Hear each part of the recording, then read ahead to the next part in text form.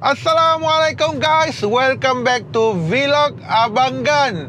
So, untuk Vlog Abang Gan ini kali ini adalah part 6, di mana Alhamdulillah katakan abang dah berkongsi part 1, part 2, part 3, part 4, part 5. Dan sekarang ni part 6 pula. Okay? So, macam abang katalah, vlog ni cuma time-time macam ni saja yang saya boleh buat, sama ada saya on the way pergi kerja, ataupun saya on the way balik kerja, ataupun saya pergi mana-mana event, mana-mana shooting. Time balik saya free, saya akan buat. Ini saja masa yang saya sempat buat untuk buat vlog yang berkongsi pasal cerita pada diri saya lah. Okey, untuk part 6 ini adalah abang nak menjawab kepada beberapa persoalan, di mana ada beberapa yang bukan Islam bertanya kepada abang. Adakah dia tanyakan, bang, dia kata wajib atau tidak kalau setelah memeluk Islam ataupun bergelar mualaf, wajib atau tidak untuk ni.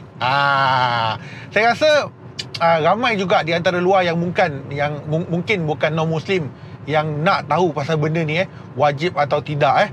Sebab sebenarnya diorang ni takut. Bukan takut apa tahu. Diorang sebab dimomokkan dengan cerita korang-korang ni lah buat-buat takut. Aku dulu pun takut juga kan, ditakutkan oleh korang-korang ni, katakan, oh kau dah bubur, kau punya ni lihat ni, kau kena pakai parang, kau kena pakai gergaji, kau kena pakai yang gaji pokok apa, sensor something like that lah. Korang lah punca yang kau menakut-nakutkan orang untuk ni. Alahai. Sebenarnya, okey, apa mesej yang saya nak sampaikan hari ini adalah, adakah lebih baik apabila kita menyampaikan satu benda yang benar ataupun betul kepada rakan-rakan kita yang bertanya pasal soalan-soalan macam tu, bukannya sebalik kita memberi jawapan yang macam abang kata tadi kan, kau kena pakai parang, kau kena pakai samurai sebab kau punya dah lihat, kau punya ni lah, itulah. Itu yang orang takut, babe. Okey, so sebelum nak bercerita pandangan peribadi saya ataupun saya punya personal opinion, promote sikit. Yang masih belum subscribe, jangan lupa subscribe. Yang dah subscribe, arigatou gozaimasu. Dan jangan lupa tekan lonceng juga, okey? Okey. Sebenarnya ada yang bertanya pada saya. Ada yang saya reply dalam komen, ada yang saya nampak ada makin banyak. That's why saya katakan, okey, it's a time untuk saya bercakap pasal benda ni. Okey?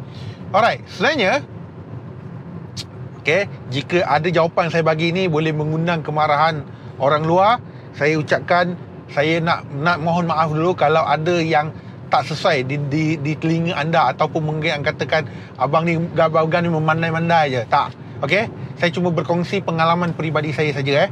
Okey, first, okey, untuk yang non muslim bertanya, first sebenarnya apabila anda nak memeluk agama Islam ataupun bergelar mualaf, sebenarnya, okey, tanya saya, sebenarnya tak wajib pun untuk anda sunat lah ataupun berkatan lah. Sebenarnya tak wajib pun, tetapi digalakkan. Sebab walaupun bukan dalam agama Islam sekalipun, sebenarnya untuk berkatan atau sunat ni digalakkan adalah atas beberapa faktor. Antaranya faktor kesihatan. Okay, kita buka sadur sikit, dah makin gelap lah, dah nak hujan dah.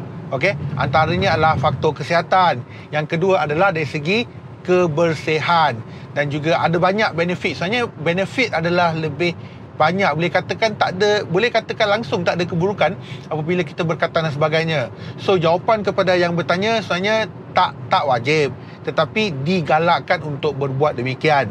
Dan apabila anda ready, sebenarnya anda boleh buat. Sebenarnya tiada paksaan untuk anda lah. Okay, yang penting adalah on your behalf. Kalau anda berumah tangga ke, sama ada pasangan anda berkira atau tidak, itu belakang cerita lah. Okay, yang tu maksudnya bagi merespek lah. Katakan respect benda tu mungkin kita boleh kemudian lah. Mula-mula kita takut tak apa, tapi kemudian kita perlu beranikan diri. Sama juga situasi berlaku pada saya. Okay, bayangkan aku berkatan pada umur 30-an kan. Kau kena bawa barang kau tu untuk tunjukkan kepada doktor, silalah katan aku. Apa perasaan kau? Sebenarnya, sejujurnya kata-kata aku memang takut, babe. Aku memang takut sebab macam cakap lah, aku dimomokkan dengan cerita-cerita macam tu. Saya yakin dan percaya juga untuk orang-orang luar yang non-muslim yang nak berkatan ataupun sunat, diorang pun akan takut juga sebab dimomokkan dengan cerita macam ni. So untuk saya secara peribadi, saya agak takut benda tu. So saya mengambil masa yang agak lama untuk sebelum saya betul-betul bersedia untuk berkatan. Okay, so Alhamdulillah segala-galanya dipermudahkan. sekarang ni siapa nak spot check boleh bagi tahu. Tak perlu pun. Saya ada yang cakap macam ni tau. Kau masuk Islam, kau mualaf, kau kena, kau wajib, kau tak ada, no, tak ada alasan, kau kena, kau wajib kena sunat. So lala orang tu takut apa pun tak boleh. Serius, apa pun tak boleh. Sebenarnya janganlah menakutkan orang. Tolonglah sampaikan satu pesanan yang baik-baik, benda yang bagus untuk dia, bagi tahu dia apakah kelebihan, kebaikan untuk buat benda tu kan. Sebenarnya ada tau antara yang saya boleh kongsikan, minta maaf jika ada kurang sesuai, rasa konten ni kurang sesuai. Sebenarnya antara perubahan yang kita lihat adalah contohnya bagi yang mungkin tidak berkatan ataupun tidak bersunat, sebenarnya kita ada, apabila anda buang air kecil dan sebagainya, kalau anda perasan kadang-kadang dia ada benda-benda putih-putih tau, kotoran-kotoran putih-putih tu yang akan melekat di sebalik celahan-celahan kulit anda itu. Jika anda tak percaya, cuba anda pergi toilet sekarang, anda tengok. Kan? Tetapi apabila setelah anda berkatan, sebenarnya benda tu akan hilang. So maksudnya kebersihan, maknanya alat sulit anda akan lebih bersih, kebersihan lebih bersih lah. Itu yang saya nak sampaikan. Sebenarnya ada banyak lagi kelebihan-kelebihan lain lah, tapi itu adalah antaranya, anda boleh cek lah. Okay, ni pun dah hujan dah. So audio mungkin sikit kacau sikit, dah hujan ni. Okay, so itulah antara pesanan bagi tahu korang adalah untuk yang bertanya pada saya, sebenarnya tak wajib, tetapi anda digalakkan. Tak ada buruk pun anda berkatan, boleh saja berkatan, tak ada masalah. Tapi anda saja boleh berkatan dalam, orang katakan berkatan setelah anda bersedialah. Pastikan diri anda sedia. Macam aku memang takut lah.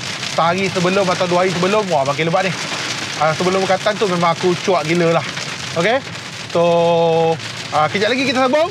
Nanti dah stop hujan tadi, saya sambung Okay, kita sambung balik. Gangguan sikit tadi, hujan so bunyi bising kan. So apa yang anda sampaikan adalah sampaikan maklumat yang betul kepada mereka yang nak memulakan Islam ataupun nak berkatan. Sampaikan mesej baik sebenarnya. Sampaikan mesej yang betul lah. Jangan sampai mesej kata betul. Okay, dia sekarang ni berkatan cara sekarang tak macam dulu tau. Dulu mungkin cara lama, tapi sekarang ni moden, baru. Sebenarnya ada banyak cara. Macam contohnya menggunakan laser, menggunakan stapler dan sebagainya. Dan sebenarnya proses tu sebenarnya sakit dia sikit je. Sakit dia masa injection je. Injection untuk bius anda punya alat sulit lah. Itu je sakit. Sebenarnya sepanjang proses yang dibuat sebenarnya adalah langsung tak sakit. Aku boleh garanti katakan sepanjang proses tu langsung tak sakit, melainkan injection dia sakit. Dan of course after that tempoh penjagaan dalam tempoh seminggu tu adalah tempoh yang penting lah untuk memastikan kering dan sebagainya. Tapi macam saya pilih cara stapler. So stapler dia agak mahal sedikit yang pertama, tetapi yang kedua dia sangat selamat. Yang ketiga adalah boleh katakan darah hampir tiada, ada sikit saja darah. Yang keempat adalah cepat kering dan juga boleh aktiviti macam biasa. Macam saya hari pertama berkatan, hari pertama juga aku pakai Slogin. Dia sampai tahap macam tu tau. So itulah aku nak sampaikan kepada korang. Sebenarnya bergantung kepada anda lah. Anda boleh pilih mana satu yang anda nak lah kan. Macam saya terpaksa bekerja, so saya tak boleh buat apa lah. So saya kena cepat elok. So saya terpaksa memilih kaedah yang paling cepat sekali, kaedah yang paling cepat sembuh. Tapi pada masa sama harga dia sedikit keras sikit lah. Tapi bagi saya okey lah, berbaloi dengan kerja yang saya kena buat dan sebagainya. Okay, so kesimpulannya, bagi anda dekat luar, sampaikan mesej pada anda, pada luar sana. Sampaikan benda yang betul. Kepada yang tanya pada saya soalan ni, saya harap telah menjawab persoalan anda. Dan sekali lagi saya ingin mohon maaf jika saya ada ayat-ayat ataupun pandangan saya yang kurang sesuai didengari ataupun anda kurang bersetuju. Saya alu-alukan untuk anda. Sampaikan komen, tolong perbetulkan diri saya.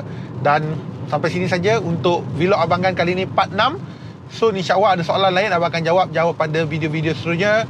Dan sekali lagi, bagi anda masih belum subscribe, jangan lupa subscribe. Yang dah subscribe, jangan lupa tekan loceng. Dan kita see you on the next vlog Abang Gan.